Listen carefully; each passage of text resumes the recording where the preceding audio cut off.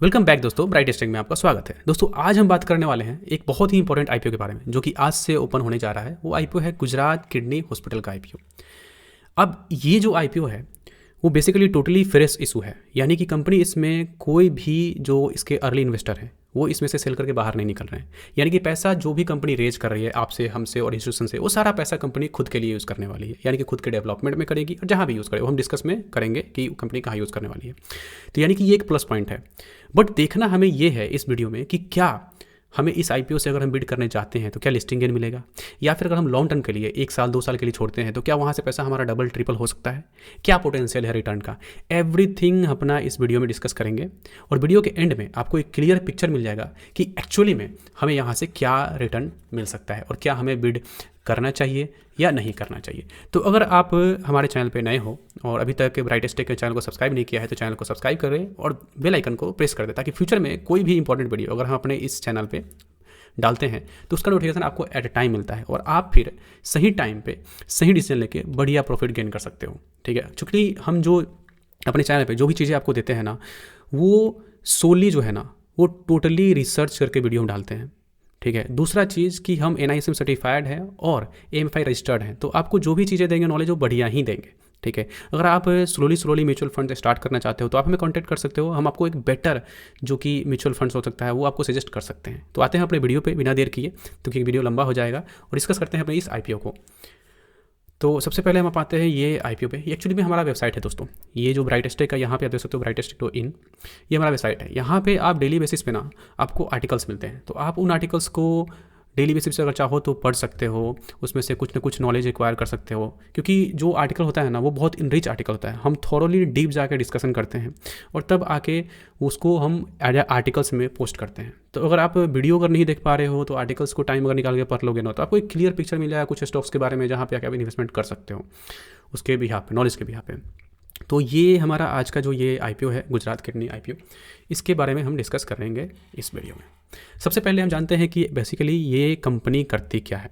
ठीक है, तो आपको यहाँ इस पिक्चर से क्लियर एक थोड़ा सा मिल रहा होगा अंडरस्टैंडिंग कि बेसिकली ये एक हॉस्पिटल है।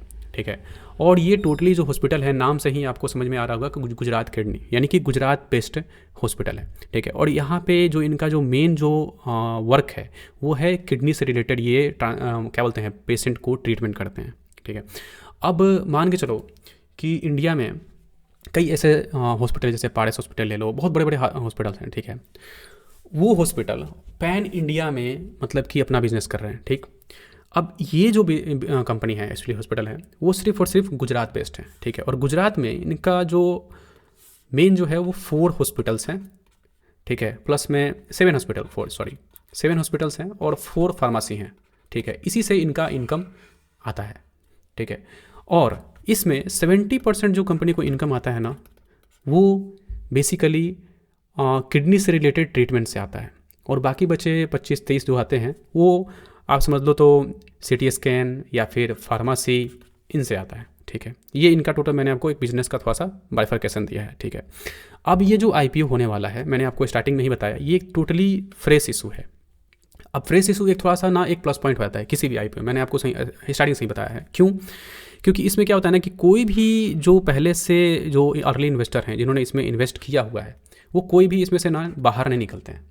यानी फ्रेश इशू में कंपनी जो नए शेयर्स इशू करती है अपने इन्वेस्टर्स को प्राइमरी सेकेंडरी मार्केट में, तो क्या होता है कि उस पैसे का कंपनी जो है ना वो अपने डेवलपमेंट में इस्तेमाल करती है या फिर कर्ज देने में इस्तेमाल करे, कहीं भी करे, बट कंपनी खुद के लिए इस्तेमाल करती है। ठीक है, तो ये एक प्लस पॉइंट होता है। तो इस आईपीओ का यही एक प्लस पॉइंट है, और बाकी जो चीज़ें हैं वो स्लोली हम देखते हैं। यहाँ पे पहले हम थोड़ा सा आईपीओ को स्नैपशॉट देख लेते हैं, यानी कि बेसिकली आईपीओ में कितना पैसा आपको लगने वाला है और कितने पे कंपनी का आस्किंग प्राइस है।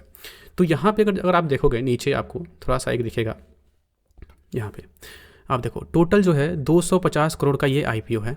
ठीक है, टोटल फ्रेश इशू यहाँ पे आप देख सकते हो, और करीब में आपको जो पैसे लगने वाले हैं वो पर शेयर के हिसाब से आप यहाँ पे देखो 108 रुपये से लेके 114 रुपये पर शेयर कंपनी जो है वो डिमांड कर रही है। ठीक है, यानी कि 128 शेयर आपको एक लॉट में मिलेंगे, और टोटल जो कॉस्ट होगा उसका 14,592 रुपये, यानी कि लगभग 15,000 रुपये में आपको एक लॉट मिल जाएगा और आप बिड कर सकते हो। यानी कि जनरली कोई भी आदमी इसमें बिड कर सकता है। मेन बोर्ड को IPO है तो मेन बोर्ड के IPO में 15,000 के आसपास कहीं रखा जाता है ताकि एक नॉर्मल पर्सन भी इसमें बिड कर सके, तो आप इसमें बिड कर सकते हो। ठीक है, ये हमने आपको एक IPO का बेसिक्स थोड़ा सा नॉलेज दे दिया। और ये जो लिस्टिंग है जनरली आपको 3-4 दिन में लिस्टिंग हो जाता है और ये IPO ओपन रहने वाला है आपको आज से लेके 2 दिन तक, यानी कि 22 तारीख से लेके 24 तारीख तक ओपन रहना है। तो आपके पास में 2 दिन है, 2 दिन का समय आप इसको एनालाइज करके उसमें बिड कर सकते हो। अब सबसे जो की इम्पॉर्टेंट है कि जो हम ये कंपनी को 250 रुपये दे रहे हैं, 250 करोड़ रुपये दे रहे हैं IPO से जो कंपनी रेज कर रही है, उस पैसे का एक्चुअली में कंपनी करेगी क्या। ठीक है, सबसे मेन पॉइंट तो ये आता है। उसके बाद में हम कंपनी के फाइनेंस को चेक करेंगे ना, वैल्यूएशन चेक करेंगे, पहले ये है। तो यहाँ पे भी ना एक बहुत प्लस पॉइंट शो हो रहा है। क्यों? क्योंकि कंपनी जो पैसे का इस्तेमाल करेगी वो तो सबसे पहले देख लो, यहाँ पे पारेख हॉस्पिटल है एक, उसको 77 करोड़ में एक्वायर करने वाली है। ठीक है, दूसरा अश्विनी मेडिकल सेंटर, इसको भी एक्वायर करने वाली है। ठीक है, तीसरा है कंपनी एक्सपेंशन करने वाली है, उसमें कुछ पैसे खर्च करने वाली है, कुछ रोबोटिक इक्विपमेंट खरीदने वाली है, उसमें कुछ पैसे खर्च करने वाली है। और जो कर्ज है, कर्ज पे कंपनी मात्र 1.5 करोड़ रुपये खर्च कर रही है। यानी कि कंपनी अपने कर्ज पे करने के लिए इस पैसे का रेज नहीं कर रही है। अब सोचो ना, 250 करोड़ रेज कर रही है, उसमें से 1.5 करोड़ ओनली जो कर्ज पे करने के लिए कर रही है, यानी कि वो बहुत ही छोटी मात्रा है। तो यहाँ पे भी जो है ना, ये भी एक प्लस पॉइंट इस IPO का शो हो रहा है। ठीक है, फ्रेश इशू नहीं है, कंपनी पैसे को सही जगह पे इस्तेमाल कर रही है, एवरीथिंग यहाँ ठीक ठाक है। अब थोड़ा सा हम नीचे जाते हैं, कंपनी के फाइनेंस को देखते हैं, वैल्यूएशन देखते हैं, वहाँ से कंपनी क्या शो कर रही है हमें। ठीक है, क्योंकि जो GMP है, करंट में मैंने आपको GMP नहीं बताया है, जो GMP जो चल रहा है ना, मार्केट प्राइस, वो फिलहाल में अभी 7% के आसपास चल रहा है, यानी कि कुछ ज़्यादा नहीं है। बट लेकिन अभी IPO ओपन नहीं हुआ है, तो मे भी ओपन होने के बाद में कुछ लोग ज़्यादा इंटरेस्ट दिखाएं, बिड करें, तो ये बढ़े। ठीक है, बट चूँकि कम है तो इसीलिए मैं थोड़ा सा इसको लाइटली नहीं ले रहा हूँ, चीज़ें को क्लियर पिक्चर में दिखाने की कोशिश कर रहा हूँ ताकि एहसास हो कि आखिर क्यों कम है। जब इतनी चीज़ें अच्छी हैं, फ्रेश इशू है, सही जगह पे इस्तेमाल पैसे का हो रहा है, फिर भी क्यों कम है। अभी तक इसको कम से कम 20-30 के ऊपर होना चाहिए। ठीक है, तो अब हम थोड़ा सा नीचे लाइटली आते हैं और आपको यहाँ कंपनी के फाइनेंस के बारे में चेक करते हैं। ठीक है, थोड़ा सा अगर इंडस्ट्री की बात करें तो अभी करीब में इंडस्ट्री जो है 133 बिलियन का मार्केट है टोटल ये हॉस्पिटल का। ठीक है, और ये करीब में 6 से 7% CAGR से ग्रोथ में कर रहा है, यानी कि अभी मार्केट बहुत बड़ा है। और इंडिया जो है, आपको भी पता है दोस्तों कि बहुत बड़ा पॉपुलेशन है। ठीक है, पॉपुलेशन ज़्यादा है तो इन द सेंस कि यहाँ पे जो पेशेंट हैं वो बढ़ेंगे आने वाले टाइम में। और यहाँ पे ना सबसे इंपॉर्टेंट चीज़ क्या है कि लोग अपने बॉडी पे, अपने खान पीन पे ध्यान देते नहीं, बहुत कम ध्यान देते हैं, नेग्लिजिबल हैं। ठीक है, इसकी वजह से ना कई बार बहुत ऐसी बीमारियां घर में हो जाती हैं जिसकी वजह से कि आदमी को पैसे का बहुत दिक्कत भी होने लगता है। ठीक है, तो इससे क्या है ना कि इन कंपनियों को फ़ायदा होता है। क्यों?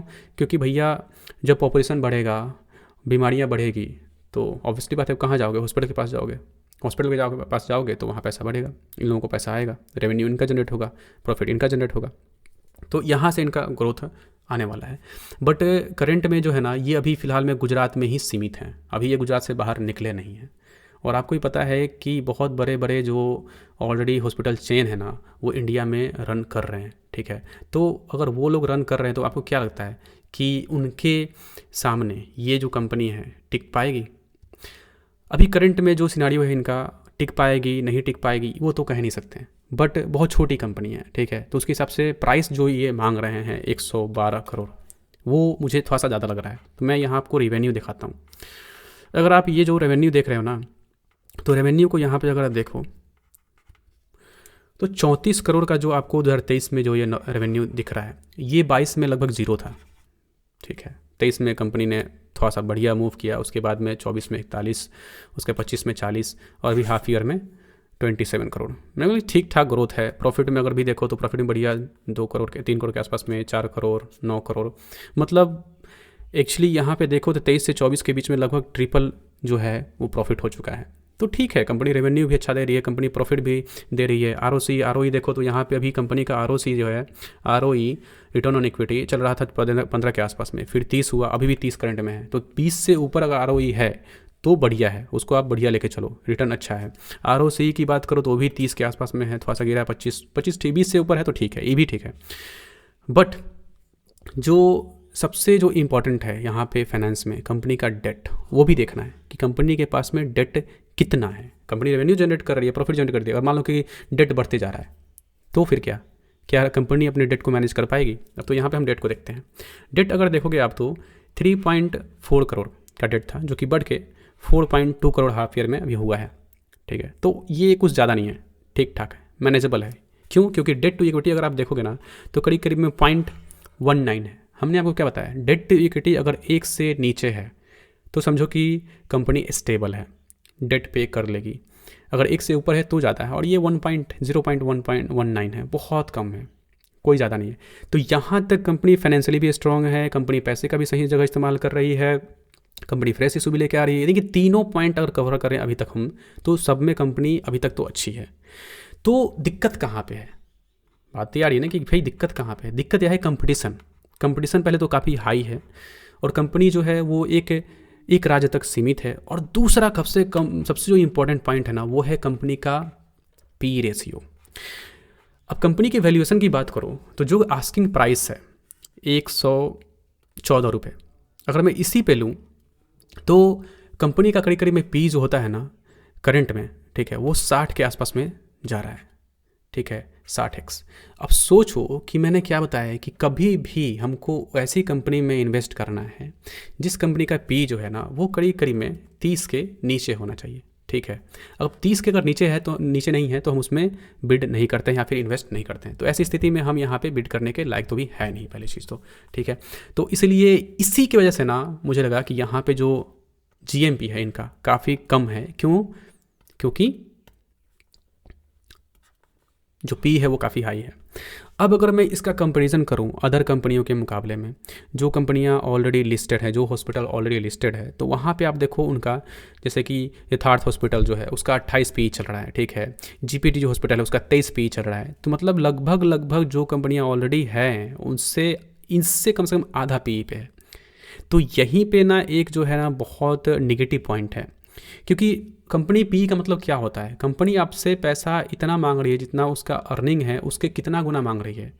ठीक है, आप कितना उसको पे कर सकते हो उसके अर्निंग के बिहाफ पे, वो पी समझ लो कि इसको हम पी बोलते हैं। अब मान लो कि कंपनी अगर 1 रुपये कमा रही है तो आप उसके लिए 60 रुपये देने के लिए रेडी हो, ये हुआ पी।